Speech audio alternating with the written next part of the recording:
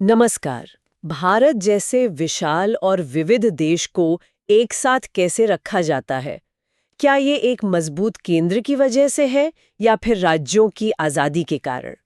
आज हम भारतीय राज्य के इसी सबसे बड़े सवाल की चीर-फाड़ करेंगे। हमारे सामने है एम लक्ष्मीकांत की पुस्तक और हम शासन प्रणाली, केंद्र राज्य संबंध और आपातकालीन प्रावधानों पर एक गहरी नज़र डालेंगे। हमारा मकसद सिर्फ ये जानना नहीं है कि संविधान क्या कहता है, बल्कि ये समझना है कि संविधान निर्माताओं ने ऐसा संतुलन आखिर बनाया ही क्यों? बिल्कुल। और ये सवाल ही भारतीय संविधान की आत्मा है, संतुलन। आज हम इसी संतुलन की पड़ताल करेंगे। हम देखेंगे कि कैसे हमारा संविधान एक ही समय में, आप कह सकते हैं, कठोर भी है और लचीला भी, संघीय भी और एकात्मक भी। ये एक बहुत ही जटिल मशीन की तरह है और आज हम इसके पुर्जे खोलकर देखेंगे ये काम कैसे करती है, खासकर उन अभ्यर्थियों के लिए जो इसे परीक्षा के नजरिए से समझ रहे हैं। तो चलिए इस मशीन के डिजाइन से ही शुरू करते हैं। पहला बड़ा डिजाइन था संसदीय प्रणाली को चुनना। हमारे सामने अमेरिका की अध्यक्षीय प्रणाली का मॉडल भी था जो ज्यादा स्थायी लगती है। फिर हमने ब्रिटेन वाला रास्ता क्यों चुना? ये संविधान सभा की सबसे बड़ी बहसों में से एक थे। सवाल था स्थायित्व यानी स्टेबिलिटी बनाम जवाबदेही यानी अकाउंटेबिलिटी। देखिए, अमेरिकी अध्यक्षीय प्रणाली में राष्ट्रपति 4 साल के लिए सीधे चुने जाते हैं और उन्हें हटाना लगभग नामुमकिन है। ये स्थायित्व देता है, लेकिन वो अपनी नीतियों के लिए रोज-रोज संसद को जवाब नहीं देते। मतलब एक बार चुन लिए गए तो अपनी मर्जी के मालिक हो गए, कम से कम कार्यकाल पूरा होने तक। हाँ, कुछ हद तक। इसके विपरीत संसदीय प्रणाली में सरकार यानी कार्यपालिका हर दिन हर पल विधायिका मतलब संसद के प्रति जवाबदेह होती है। अगर सरकार संसद में अपना बहुमत खो दे तो उसे इस्तीफा देना पड़ता है। संविधान निर्माताओं, खासकर डॉक्टर अंबेडकर का मानना था कि भारत जैसे देश में जहां सरकार के निरंकुश होने का खतरा हो सकता है, वहां जवाबदेही ज्यादा जरूरी है। इसीलिए अनुच्छेद 74 और 75 केंद्र में और 163, 164 राज्यों में। जी, यही अनुच्छेद संसदीय व्यवस्था की नींव रखते हैं। लेकिन क्या इसका मतलब ये नहीं कि हमने जवाबदेही के लिए स्थायित्व को कुर्बान कर दिया? अक्सर गठबंधन सरकारों के दौर में हमने देखा है कि सरकारें कितनी अस्थिर हो सकती हैं। ये एक वाजिब चिंता है और ये उस डिजाइन का एक, कह सकते हैं, साइड इफेक्ट है। लेकिन संविधान निर्माताओं की नज़र में ये एक काबिले कबूल सौदा था। अब दूसरे बड़े डिजाइन पर आते हैं, संघवाद यानी फेडरलिज्म। एक तरफ हम सरकार को जवाबदेह बना रहे हैं, लेकिन दूसरी तरफ भारत इतना बड़ा है कि सारी शक्ति दिल्ली में तो नहीं हो सकती। यहीं पर शक्तियों को केंद्र और राज्यों में बांटने का विचार आता है। और यहाँ संविधान एक बहुत दिलचस्प शब्द इस्तेमाल करता है। अनुच्छेद 1 में भारत को फेडरेशन ऑफ स्टेट्स नहीं बल्कि यूनियन ऑफ स्टेट्स कहा गया है। ये सिर्फ शब्दों का खेल है या इसका कोई गहरा मतलब है? नहीं, इसका बहुत गहरा मतलब है। डॉक्टर अंबेडकर ने इसे साफ किया था। यूनियन ऑफ स्टेट्स कहने के 2 कारण थे। पहला, भारतीय संघ अमेरिकी संघ की तरह राज्यों के बीच किसी समझौते का नतीजा नहीं है। राज्य अपनी मर्जी से साथ नहीं आए हैं। और दूसरा और सबसे अहम, किसी भी राज्य को इस संघ से अलग होने का अधिकार नहीं है। यह संघ अविभाज्य है। मतलब ये भारत की एकता और अखंडता पर एक अमिट मोहर है। बिल्कुल। तो भारत का संघवाद एक खास किस्म का संघवाद हुआ। इसे अक्सर क्वाज़ी फेडरल या अर्ध संघीय कहा जाता है। सुनने में ये थोड़ा अधूरा सा लगता है। और यही भारतीय संविधान की खूबसूरती है। ये किसी एक खांचे में फिट नहीं होता। केसी वेर जैसे आलोचक इसे अर्ध संघीय कहते हैं, मानो ये आधा अधूरा हो। लेकिन ग्रैनविल ऑस्टिन जैसे विचारक इसे सहकारी संघवाद या कोऑपरेटिव फेडरलिज्म कहते हैं। मतलब एक ऐसी व्यवस्था जो जरूरत पड़ने पर एक टीम की तरह मिलकर काम करती है। अच्छा। तो असल टेकअवे ये है कि भारत का संघवाद एक स्विच की तरह है। सामान्य समय में ये राज्यों को पूरी आजादी देता है, लेकिन संकट के समय केंद्र इसे एक मजबूत एकात्मक व्यवस्था में बदल सकता है। ये एक सर्वाइवल मैकेनिज्म है, कोई कमी नहीं। ठीक है, तो हमने व्यवस्था का ढांचा समझ लिया, संसदीय और संघीय, और दोनों में एक खास भारतीय संतुलन है। लेकिन कोई भी ढांचा तब तक खोखला है जब तक हम ये न समझें कि उसके अलग अलग हिस्से यानी केंद्र और राज्य असल में एक दूसरे से बात कैसे करते हैं, शक्तियों के लिए लड़ते कैसे हैं और सहयोग कैसे करते हैं।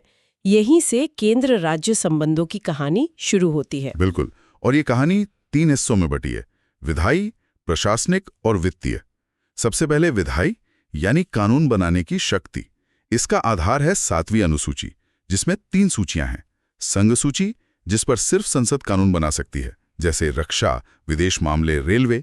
राज्य सूची, जिस पर सामान्यतः राज्य कानून बनाते हैं, जैसे पुलिस, स्वास्थ्य, कृषि। और तीसरी है समवर्ती सूची, जैसे शिक्षा, वन, विवाह, जिस पर दोनों कानून बना सकते हैं। हाँ। और अगर समवर्ती सूची के किसी विषय पर केंद्र और राज्य दोनों के कानून में टकराव हो जाए तो केंद्र का कानून मान्य होगा। ये फिर से केंद्र की ओर झुके हुए संतुलन को दिखाता है। और जो विषय इन तीनों सूचियों में कहीं नहीं है, जिन्हें अवशिष्ट शक्तियां, रेसिडुअरी पावर्स, हाँ, रेसिडुअरी पावर्स कहते हैं, वे अनुच्छेद 248 के तहत सीधे संसद को दी गई है। कनाडा की तरह, अमेरिका की तरह नहीं, जहां ये शक्तियां राज्यों के पास हैं। लेकिन क्या कोई ऐसी स्थिति है जब केंद्र राज्य की सूची में दिए गए विषय पर कानून बना सकता है? ये तो संघवाद के सिद्धांत का सीधा उल्लंघन होगा। हाँ, और परीक्षा के लिए ये असाधारण परिस्थितियां बहुत महत्वपूर्ण हैं। संविधान ऐसी 5 स्थितियों की इजाजत देता है। इनमें सबसे प्रसिद्ध है अनुच्छेद 249। अगर राज्यसभा, जो कि राज्यों का सदन है, अपने उपस्थित और मतदान करने वाले सदस्यों के 2/3 बहुमत से ये प्रस्ताव पास कर दे कि राष्ट्रीय हित में ऐसा करना जरूरी है, तो संसद राज्य सूची के किसी भी विषय पर 1 साल के लिए कानून बना सकती है। ये राज्यसभा की एक अनोखी शक्ति है। तो विधायी शक्तियों का बंटवारा तो साफ है, लेकिन कानून बनाने के बाद उसे लागू भी तो करना होता है। प्रशासन और पैसे के मामले में केंद्र और राज्यों के बीच रिश्ता कैसा है? यहीं पर असली खींचतान दिखती है। प्रशासनिक संबंधों में अनुच्छेद 256 और 257 केंद्र को एक गार्डियन की भूमिका देते हैं। केंद्र राज्यों को यह निर्देश दे सकता है कि वे संसदीय कानूनों का पालन सुनिश्चित करें, और इस रिश्ते को मजबूत करती हैं अखिल भारतीय सेवाएं, आईएएस, आईपीएस, आईएफएस। ये दिलचस्प है। इनकी भर्ती केंद्र करता है, ट्रेनिंग केंद्र देता है, लेकिन ये राज्यों में काम करते हैं और राज्य सरकार के अधीन होते हैं। बिल्कुल, ये एक तरह से केंद्र और राज्य के बीच एडमिनिस्ट्रेटिव ग्लू यानी प्रशासनिक गोंद का काम करते हैं। ये अधिकारी जमीनी स्तर पर राज्यों की हकीकत समझते हैं और साथ ही एक राष्ट्रीय दृष्टिकोण भी रखते हैं। अब बात वित्तीय संबंधों की। यहां भी केंद्र का पलड़ा भारी है। ज्यादातर बड़े कर जैसे इनकम टैक्स, कॉर्पोरेट टैक्स, ये सब केंद्र के पास हैं। तो फिर राज्यों का काम कैसे चलता है? उन्हें पैसा कहाँ से मिलता है? यहीं पर अनुच्छेद 280 के तहत वित्त आयोग यानी फाइनेंस कमीशन की भूमिका आती है। ये एक संवैधानिक संस्था है जिसे हर 5 साल में राष्ट्रपति नियुक्त करते हैं। जी। इसका मुख्य काम ये सिफारिश करना है कि केंद्र द्वारा वसूले गए करों का कितना हिस्सा राज्यों को दिया जाएगा। ये केंद्र राज्य वित्तीय संबंधों का आधार है।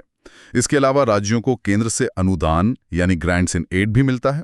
और इन संबंधों में तनाव को कम करने के लिए समय समय पर समितियां भी बनी हैं, जैसे सरकारी आयोग और पुंछी आयोग। इनकी क्या अहमियत है? मुख्य परीक्षा के लिए ये बेहद जरूरी है।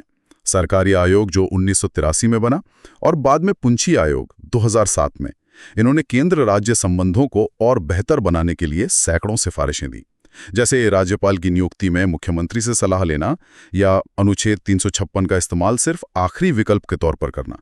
इन आयोगों की रिपोर्ट सहकारी संघवाद को मजबूत करने का रोड मैप है। ठीक है, तो केंद्र और राज्यों के बीच सहयोग और टकराव दोनों की व्यवस्था है, लेकिन एक सफल संघ के लिए राज्यों का आपस में सहयोग करना भी उतना ही जरूरी है। इसके लिए संविधान में क्या इंतजाम है? इसके लिए भी संविधान ने खास प्रावधान किए हैं। पहला है अंतर्राज्यीय जल विवाद, जो भारत में एक बहुत बड़ा मुद्दा रहा है। अनुच्छेद 262 संसद को ये शक्ति देता है कि वो नदियों के पानी से जुड़े विवादों के निपटारे के लिए कानून बना सकती है, और ये भी कह सकती है कि ऐसे मामलों में सुप्रीम कोर्ट का कोई दखल नहीं होगा। और इसी शक्ति का इस्तेमाल करके संसद ने interstate river water disputes act 1956 बनाया और कावेरी या सतलुज यमुना लिंक नहर जैसे विवादों के लिए अलग अलग ट्रिब्यूनल बनाए गए। सही पकड़ा। दूसरा और शायद ज्यादा महत्वपूर्ण तंत्र है अनुच्छेद 263 के तहत अंतर्राज्यीय परिषद यानी इंटरस्टेट काउंसिल। ये एक मंच है जहां प्रधानमंत्री, सभी राज्यों के मुख्यमंत्री और केंद्र शासित प्रदेशों के प्रशासक बैठकर आपसी मुद्दों पर चर्चा करते हैं। इसका गठन 1990 में सरकारिया आयोग की सिफारिश पर हुआ था। यहाँ एक और निकाय है, क्षेत्रीय परिषदें या जोनल काउंसिल्स। इनमें और अंतर्राज्यीय परिषद में क्या अंतर है? ये अक्सर परीक्षा में भ्रम पैदा करता है। ये एक क्लासिक एग्जाम ट्रैप है। इसे ऐसे समझिए, अंतर्राज्य परिषद घर की नींव की तरह है, जिसका जिक्र सीधे संविधान के मूल ब्लूप्रिंट यानी अनुच्छेद 263 में है। तो ये एक संवैधानिक यानी कॉन्स्टिट्यूशनल निकाय है। वहीं क्षेत्रीय परिषदें उस घर में बाद में जरूरत के हिसाब से बनाई गई एक दीवार की तरह है, जिसे संसद ने एक अलग कानून, राज्य पुनर्गठन अधिनियम 1956 बनाकर खड़ा किया। ये एक वैधानिक यानी स्टैट्यूटरी निकाय है। अच्छा, मतलब एक का आधार संविधान है, दूसरे का संसद का कानून। ये अंतर बिल्कुल साफ होना चाहिए। बिल्कुल। ये बहुत ही साफ तरीके से समझाया गया। तो अब तक हमने सिस्टम के सामान्य कामकाज को देखा, लेकिन अब हम उस हिस्से पर आते हैं जो इस सिस्टम का सेफ्टी वॉल्व है, या कहें कि इमरजेंसी बटन, आपातकालीन प्रावधान। ये कैसे संघीय ढांचे को एकात्मक में बदल देता है। संविधान का भाग 18 मतलब अनुच्छेद 352 से 360 भारतीय संविधान की सबसे अनूठी और सबसे विवादित विशेषताओं में से एक है। ये वही स्विच है जिसकी हमने शुरू में बात की थी। जैसे ही आपातकाल की घोषणा होती है, हमारा संघीय ढांचा बिना किसी संविधान संशोधन के एकात्मक बन जाता है। सारी शक्ति केंद्र के हाथ में आ जाती है और राज्य पूरी तरह से केंद्र के अधीन हो जाते हैं। संविधान में 3 तरह के आपातकाल बताए गए हैं। सबसे पहले बात करते हैं राष्ट्रीय आपातकाल की। हाँ, अनुच्छेद 352। इसके 3 आधार हैं: युद्ध, बाह्य आक्रमण या सशस्त्र विद्रोह। यहाँ 44th संविधान संशोधन 1978 को याद रखना बहुत जरूरी है। 1975 के आपातकाल के अनुभव के बाद ये संशोधन लाया गया था। इसने 2 बड़े बदलाव किए। पहला, आंतरिक अशांति यानी इंटरनल डिस्टर्बेंस जैसे अस्पष्ट शब्द को हटाकर सशस्त्र विद्रोह शब्द जोड़ा गया, ताकि सरकार सिर्फ राजनीतिक विरोध के आधार पर आपातकाल ना लगा सके। बिल्कुल। और दूसरा बड़ा बदलाव था कि अब राष्ट्रपति आपातकाल की घोषणा सिर्फ प्रधानमंत्री की सलाह पर नहीं, बल्कि पूरे मंत्रिमंडल के लिखित सिफारिश पर ही कर सकते हैं। ये एक बहुत बड़ा सेफ्टी चेक है। राष्ट्रीय आपातकाल का नागरिकों के मूल अधिकारों पर क्या असर पड़ता है? ये एक बहुत ही संवेदनशील विषय है। और यहाँ अनुच्छेद 358 और 359 के बीच का फर्क समझना जरूरी है। अनुच्छेद 358 कहता है कि जैसे ही युद्ध या बाह्य आक्रमण के आधार पर आपातकाल लगेगा, अनुच्छेद 19 के तहत दी गई 6 स्वतंत्रताएं, मतलब बोलने की, घूमने की, ये सब अपने आप निलंबित हो जाएंगी। वहीं अनुच्छेद 359 राष्ट्रपति को ये शक्ति देता है कि वे एक आदेश जारी करके बाकी मूल अधिकारों को लागू कराने के लिए कोर्ट जाने के अधिकार को निलंबित कर सकते हैं। लेकिन इसमें भी एक महत्वपूर्ण अपवाद है। हाँ, और ये भी 44वें संशोधन की ही देन है। अब किसी भी हालत में अनुच्छेद 20 यानी अपराधों के लिए दोष सिद्धि के संबंध में संरक्षण और अनुच्छेद 21 प्राण और दैहिक स्वतंत्रता का अधिकार, हाँ, अनुच्छेद 21 को निलंबित नहीं किया जा सकता। जीवन का अधिकार हर हाल में बना रहेगा। अब आते हैं दूसरे आपातकाल पर, जिसका सबसे ज्यादा इस्तेमाल और दुरुपयोग हुआ है राज्यों में, राष्ट्रपति शासन यानी अनुच्छेद 356। जी, ये तब लगाया जाता है जब राष्ट्रपति को राज्यपाल की रिपोर्ट से या किसी और तरह से ये लगे कि राज्य सरकार संविधान के अनुसार नहीं चल पा रही है। इसके दुरुपयोग को रोकने के लिए सुप्रीम कोर्ट ने एस.आर. बोम्मई मामला 1994 में एक ऐतिहासिक फैसला दिया। हाँ, ये मामला तो मील का पत्थर है। इससे पहले तो केंद्र सरकारें मानो ट्रिगर हैप्पी थीं। जरा सी राजनीतिक असहमति पर राज्यों में राष्ट्रपति शासन लगा देती थी। बोम्बई केस ने उस शक्ति पर एक तरह का सेफ्टी लॉक लगा दिया। सही कहा ना मैंने? बिल्कुल सही शब्द इस्तेमाल किया। सुप्रीम कोर्ट ने कहा कि राष्ट्रपति शासन लगाने का फैसला न्यायिक समीक्षा के दायरे में आता है और विधानसभा को तब तक भंग नहीं किया जा सकता जब तक संसद के दोनों सदन उस घोषणा को मंजूरी ना दे दें।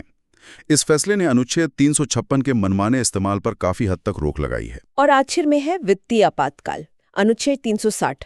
ये तब लगाया जाता है जब भारत की वित्तीय स्थिरता या साख को खतरा हो। इस दौरान केंद्र राज्यों को उनके वित्तीय मामलों पर निर्देश दे सकता है और राष्ट्रपति जजों समेत सभी सरकारी कर्मचारियों के वेतन में कटौती का आदेश दे सकते हैं। खुशकिस्मती से भारत में आज तक इसे लागू करने की नौबत नहीं आई है। तो अगर हम इस पूरी चर्चा को समेटें तो हमारे संविधान के इस जटिल डिजाइन के मुख्य टेकअवेज क्या हैं? पहला, भारत की प्रणाली जवाबदेही को प्राथमिकता देती है।